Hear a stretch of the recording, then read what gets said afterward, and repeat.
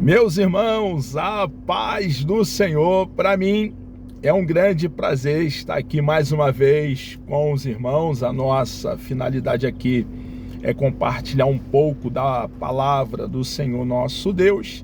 Nessa sequência temos estudado a segunda carta ou epístola do nosso tão amado apóstolo Pedro. Hoje chegamos aqui no capítulo 2, a partir do versículo 7. Pedro, ele está tratando nos versículos anteriores que dentro da igreja surgiram falsos profetas e falsos mestres, ensinando libertinagem e dizendo que aqueles que foram alcançados pela graça de Deus podiam viver uma vida desregrada, dissoluta.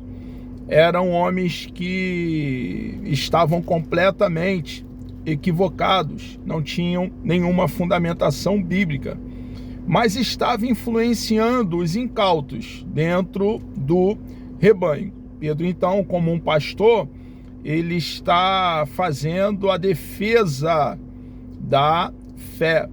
Ele está, então, tratando de assuntos extremamente importantes, deixando claro para o rebanho que Deus, ele julga os ímpios, aqueles que vivem na impiedade. E cita aqui muitos exemplos, alguns já falamos na exposição anterior, outros vamos falar ainda nessa exposição, e livra aqueles que estão nele, em Deus, arraigado e fundamentado nele, e vivem em novidade de vida. Dentro desse mesmo contexto, nessa esteira, nessa linha, nessa direção, Pedro dá seguimento no versículo 7, onde ele diz: mas livrou Ló. Ele acaba de dizer que Sodoma e Gomorra foram reduzidos a cinzas. Deus julga a impiedade, aqueles que vivem uma vida distanciada dele, dão de ombro, desprezam os seus ensinamentos, mas guarda aqueles que estão nele. Observe que há uma preocupação em Pedro em refutar os falsos profetas e falso mestre e trazer conteúdo sólido, consistente para o rebanho. Sempre houve um remanescente fiel, até mesmo ali dentro da igreja que estava na cidade de Corinto, uma igreja com vários problemas ali, morais, ético. Até mesmo ali havia um remanescente fiel. Paulo escreve ali a primeira carta, a sua carta primeira aos Coríntios. A igreja estava na cidade de Corinto, trazendo muitas repreensões àquela igreja. Mas lá estava um remanescente fiel, como sempre houve. E Pedro aqui não é diferente. Ele, ao mesmo tempo que refuta o erro, os equívocos, as heresias que estão sendo ensinados dentro do arraial, enganando os incautos, ele também traz alimento para o rebanho, junto do seu ensinamento, para que o rebanho saiba como Deus age, o querer de Deus para a vida do seu povo. Então ele deixa bem claro que Deus, ele reduziu às cinzas a cidade de Sodoma e Gomorra, mas livrou o seu servo. É o que Deus faz hoje. Há uma diferença entre o que serve a Deus e o que não serve. Há uma diferença entre aquele que ama a Deus e aquele que o despreza. O Deus de amor é um Deus irado. É muito importante entendermos a palavra de Deus num todo. Não é uma coisa em detrimento de outra. É tudo. É o todo da doutrina bíblica para cada um de nós que cremos em Cristo de todo o coração, para o regenerado. Mas livrou Ló, homem justo que se afligia com o procedimento libertino dos que não tinham princípios morais. Olha a preocupação de Pedro aqui. Ele está refutando a falsa doutrina, o ensinamento deturpado dos falsos profetas que ali estavam, como esteve falso profeta no registro veterotestamentário e há hoje, no nosso contexto odierno, no século 21, em nossos dias, e os falsos mestres, que encobertamente usavam palavras para encantar aqueles que os ouviam, e ali estava o ensinamento que nunca fora ensinado pelos apóstolos e pelo nosso Senhor e Salvador Jesus Cristo. Pedro aqui então está deixando bem claro que Deus, ele julga, traz a juízo aqueles que vivem uma vida longe dele, o desprezando, que não tomam tempo para ouvi-lo, para seguir as suas orientações. Homem justo, Ló, que se afligia com o procedimento libertino dos que não tinham princípios morais, pois, vivendo entre eles todos os dias aquele justo, o Ló, vivendo em Sodoma e Gomorra, se atormentava em sua alma justa, por causa da maldade que via e ouvia. Ele está aqui trazendo esse exemplo do acontecimento, daquele episódio ali em Sodoma e Gomorra, onde Deus tirara o seu servo Ló daquela cidade e depois destruiu aquela cidade, para, com esse exemplo, ensinar ao rebanho que Deus é um Deus que julga, sim. Deus é um Deus que faz justiça. Nós não podemos fazer justiça com as nossas próprias mãos, mas Deus pode e faz justiça. Ele é o juiz de toda a terra. Vemos, portanto, que o Senhor, olha o ensinamento, ele está contextualizando, ele traz o assunto, o acontecimento na época de Ló, na destruição de Sodoma e Gomorra, e agora ele contextualiza. Olha o ensinamento aqui. Vemos, portanto, é ele, o apóstolo Pedro, contextualizando. Visto que essas coisas são assim, Deus julga os impenitentes, os ímpios, aqueles que vivem uma vida desregrada, dissoluta, e livra os que são dele, os que estão nele. Vemos, portanto, que o Senhor sabe livrar os piedosos da provação e manter em castigo os ímpios para o dia do juízo. Então, ao contrário daquilo que estava sendo ensinado pelos falsos profetas e pelos falsos mestres, que, uma vez tendo sido alcançado pela graça de Deus, podiam viver no charco de lodo, podiam viver vidas dissolutas, desregradas, sem cumprir as orientações dadas por Deus, por intermédio da sua bendita e preciosa palavra. Sim, Deus alcança pela graça, sua graça mediante a fé, e os alcançados, feridos pelo evangelho, passam a viver em novidade de vida. Cristianismo é uma ruptura, é o que Pedro está dizendo aqui. É uma ruptura com a vida pregressa, não é um adendo. Vivíamos de qualquer maneira, cremos em Cristo de todo o coração e continuamos vivendo na mesma lama, na mesma podridão, nas trevas que vivíamos antes de abraçarmos a causa? Não. hoje somos pecadores, somos falhos. Se dissermos que não temos pecado, não há verdade em nós, erramos, mas queremos agradar o nosso Deus diariamente. Somos pecadores chamados ao arrependimento.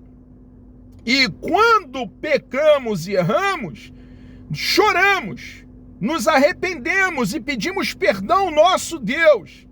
E buscamos poder nele, virtude, unção do Espírito Santo para não desagradá-lo, para não entristecê-lo, mas cumprir a sua bendita e preciosa palavra. É a postura cristã de um cristão autêntico e genuíno, especialmente os que seguem os desejos impuros da carne e desprezam a autoridade.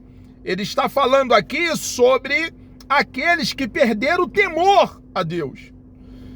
Aqueles que estavam ali no meio do rebanho. Observe, irmãos, Pedro aqui não está doutrinando, ensinando os de fora. Essa carta é endereçada aos cristãos que, na ocasião, estavam sendo perseguidos, dispersos, perseguidos por se manterem fiéis ao nosso Senhor e Salvador Jesus Cristo. A carta está sendo endereçada para os nossos irmãos e amigos no primeiro século, que criam em Cristo todo o coração, e a nós, hoje, no século 21, são verdades eternas.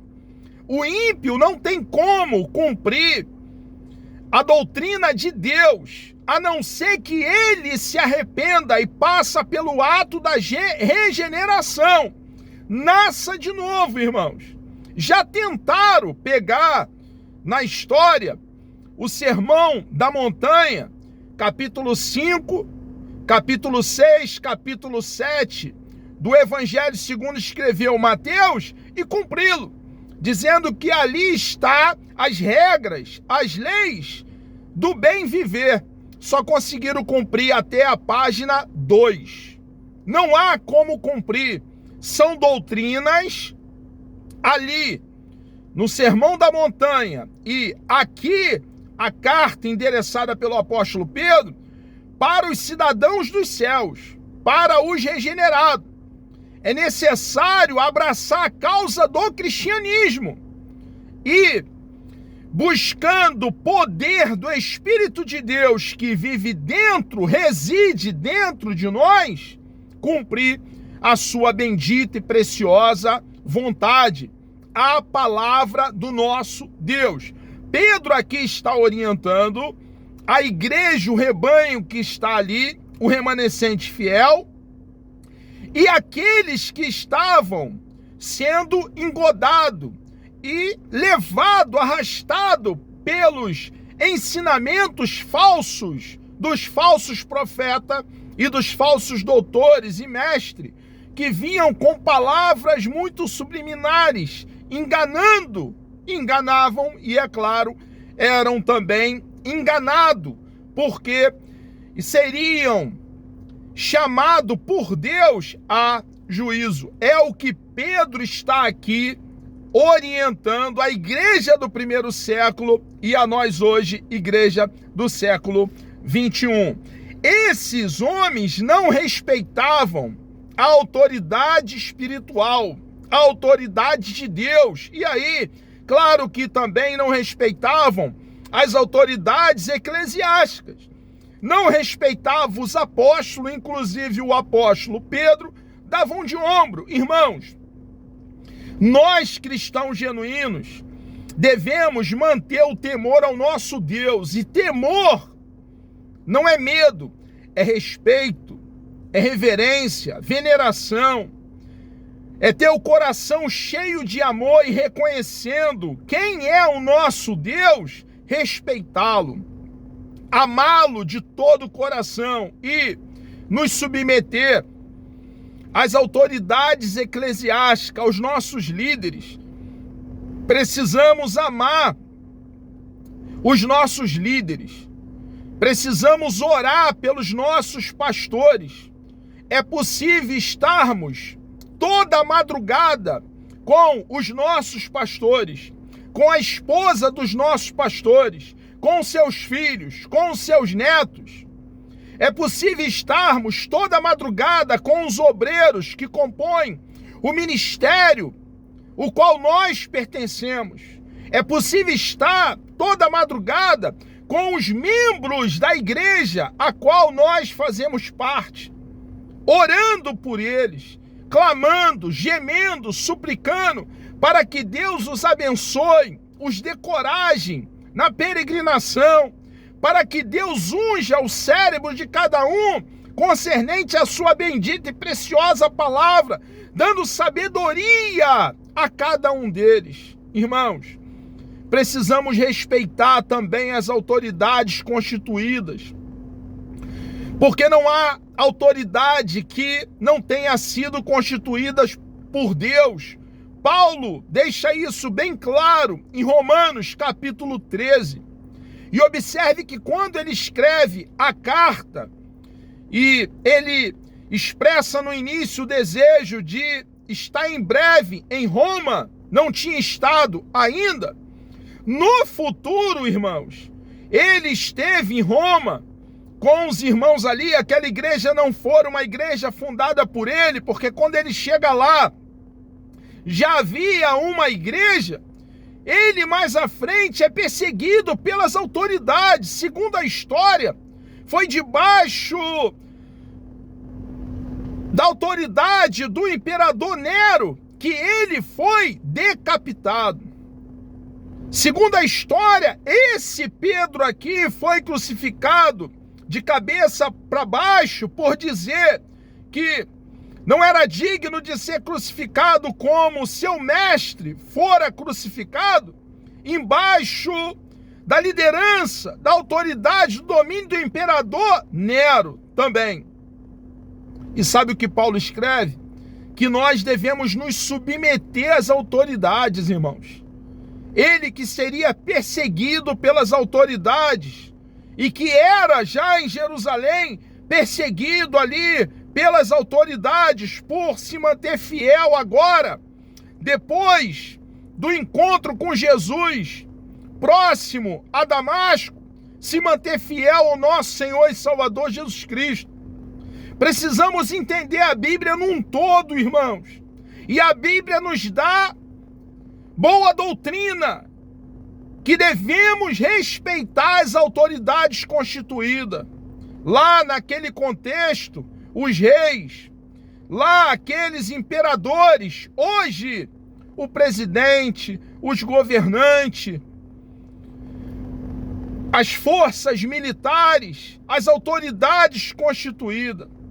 Nós precisamos orar pelas autoridades. E se observarmos que as nossas autoridades, as autoridades constituídas no nosso país, não andam de acordo com a vontade de Deus, orar ao nosso Deus, pedindo ao nosso Deus que Ele, o nosso Deus, faça justiça. Não podemos fazer justiça com as nossas próprias mãos, irmãos. Precisamos orar pedindo ao nosso Deus, resolvendo um voto, votar. Cristão em época de eleição, vota, decide no voto. Mas esses homens também tinham essa marca.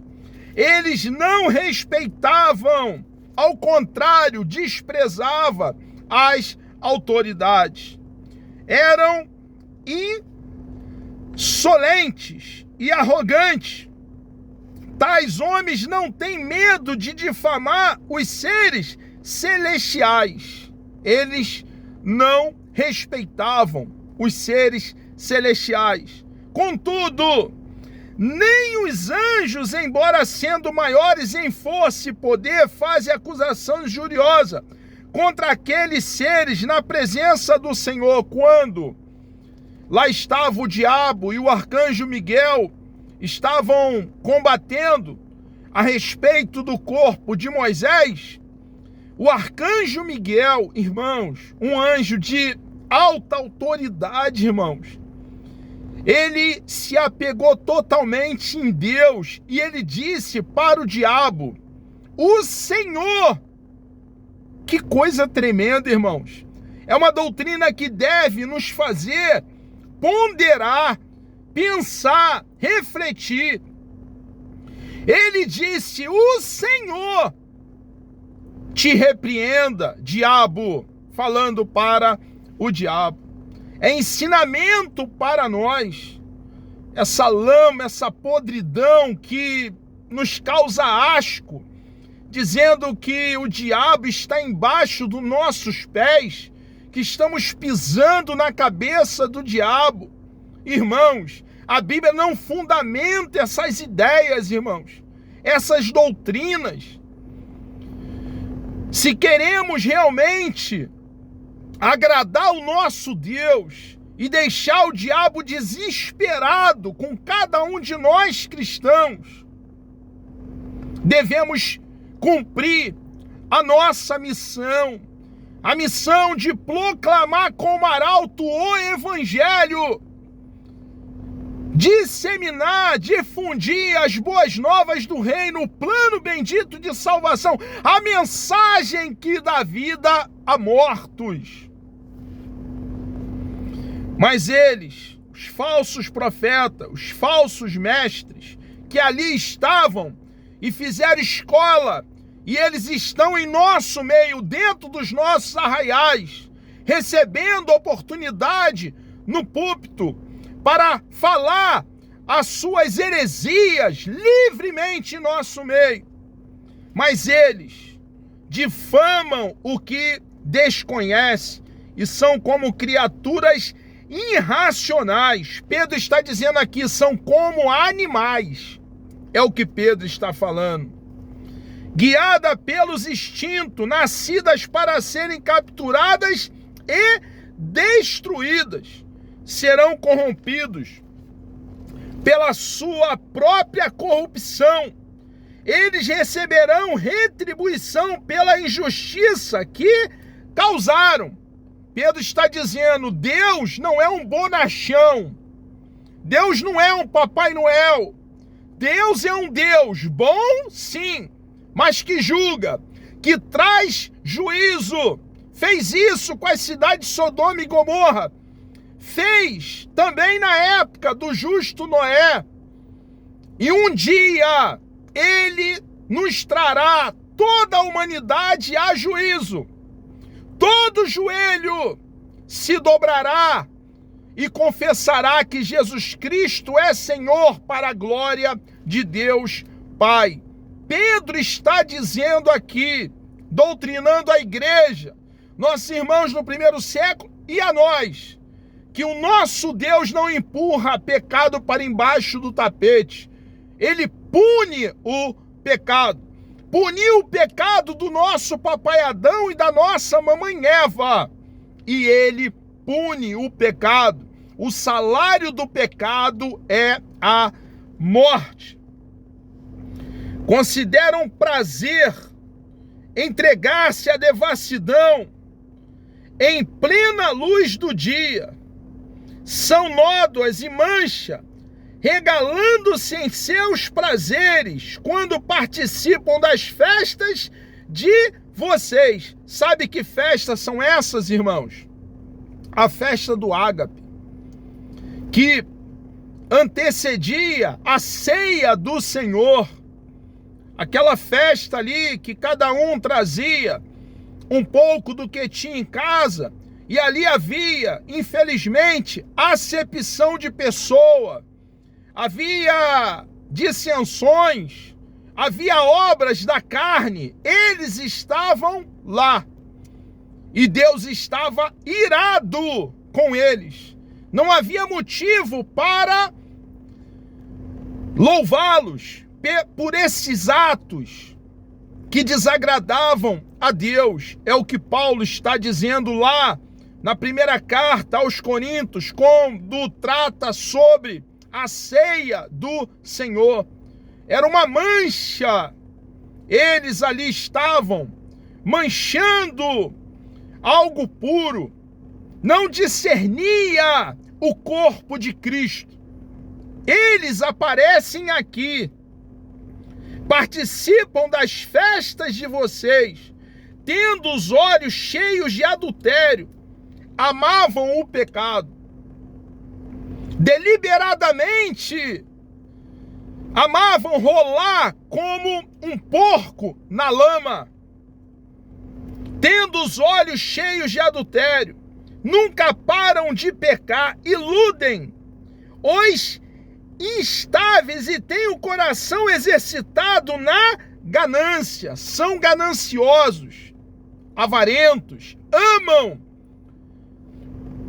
o dinheiro, exploram o rebanho, vivem à custa do suor alheio, é o que o apóstolo Pedro está dizendo aqui. Malditos! Que palavra suave a palavra do apóstolo Pedro. Que palavra açucarada! Malditos! Está aqui. Hoje existem alguns irmãos feitos de cristais. E alguns a culpa é nossa. Nós é que forjamos. E eles são feitos de cristais. Por não ensiná-los com firmeza a verdade. Olha a palavra doce do apóstolo Pedro, e é palavra de Deus para os nossos irmãos lá no primeiro século e nós hoje. Malditos! Eles abandonaram o caminho reto e se desviaram, seguindo o caminho de Balaão, filho de Beor, que foi um falso profeta, que amava o dinheiro, que por dinheiro fazia qualquer negócio. Irmãos, a igreja não é uma empresa.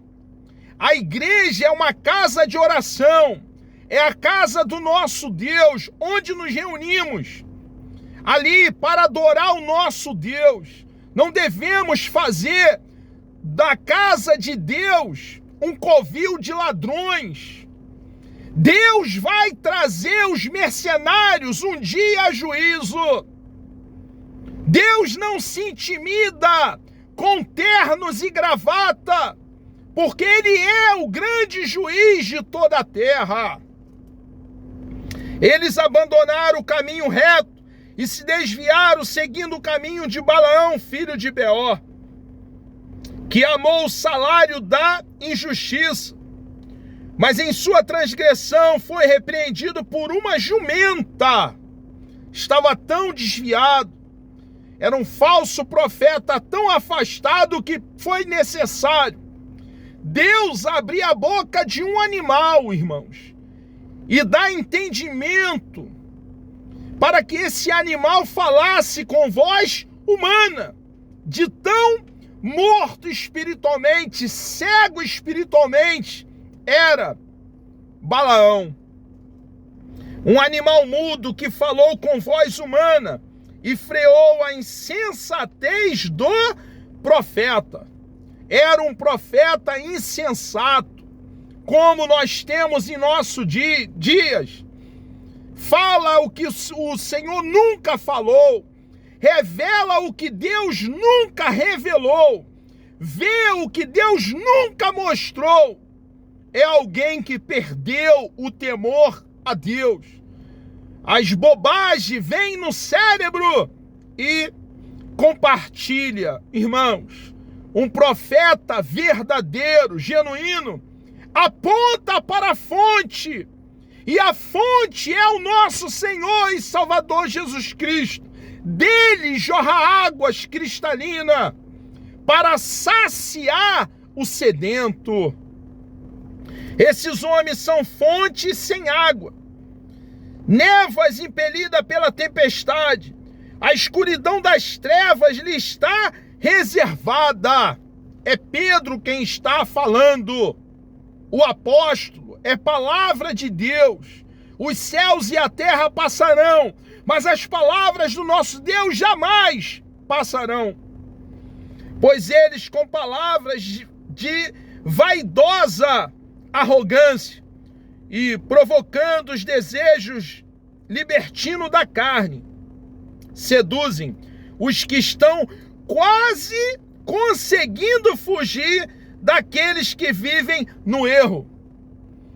Eles eram cego guiando cego e estavam conduzindo pessoas que estavam quase se desviando do erro, pessoas que queriam estar em Cristo, e eles, pelos seus falsos ensinos, estavam desviando aqueles que estavam buscando viver em Deus. É a seriedade, irmãos, que nós devemos entender, que um líder alimenta o rebanho com Bíblia, doutrina o rebanho, para que esse rebanho não seja engodado, arrastado por lobos cruéis. Prometendo liberdade, eles mesmos são escravos da corrupção, pois o homem é escravo daquilo que o domina. Irmãos, quanto mais escravos de Jesus somos, mais livres somos. Quando nós nos entregamos a Cristo de todo o coração, Ele nos dá grande liberdade. Temos liberdade plena, verdadeira, vida abundante, porque o nosso Jesus, Ele nos resgata para Ele mesmo e vivemos uma vida plena nele, no nosso Senhor.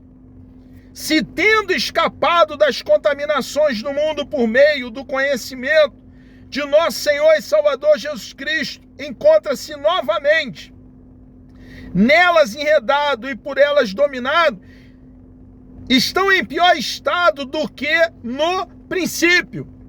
Ele está aqui falando daqueles que um dia abraçaram a causa do cristianismo, mas voltaram à lama. O seu estado é pior. Ele está aqui trazendo uma doutrina para nós termos cuidado com a nossa própria vida, fazer uma autoavaliação, um autoexame e permanecer em Deus, entendendo que o pecado não compensa. Teria sido melhor que não tivesse conhecido o caminho da justiça do que, depois de terem conhecido, voltarem as costas para o santo mandamento que lhes foi transmitido.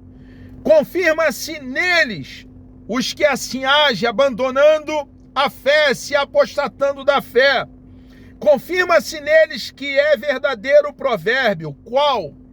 O cão volta ao seu vômito, e ainda a porca lavada volta a revolver-se na lama. O que Pedro está dizendo aqui, irmãos, que nós que um dia fomos alcançados pela graça de Deus mediante a fé para viver em novidade de vida, devemos permanecer até o término da nossa carreira. Amados, chegamos aqui ao término de mais uma exposição nessa segunda carta do nosso tão amado apóstolo Pedro. Deus me dando vida até lá, querendo o nosso amado e bondoso Deus. No próximo encontro falaremos a partir do capítulo 3. Vamos orar? Deus amado, nós louvamos e engrandecemos o teu nome. Obrigado por essa grande oportunidade que o Senhor nos concede aqui estarmos para falar do teu grande e imenso amor, do teu cuidado para com cada um de nós, os teus filhos. Entregamos nossas vidas nas tuas mãos. Por favor, meu Deus, nos dê um dia abençoado, um dia produtivo na tua presença. Ó Pai amado, muitos pedidos de oração têm sido feitos aqui nas redes sociais. Estabeleça a tua vontade na vida de cada um, ó Pai, que tem pedido oração. Tu és o Deus vivo, todo-poderoso, e nós cremos, ó Pai, no nosso coração, no recôndito da nossa alma, que o Senhor está nos ouvindo e atende, ó Pai, no teu tempo, intervindo para nos abençoar. Entregamos nossas vidas nas tuas mãos, Oramos agradecidos, ó Pai, em nome de Jesus.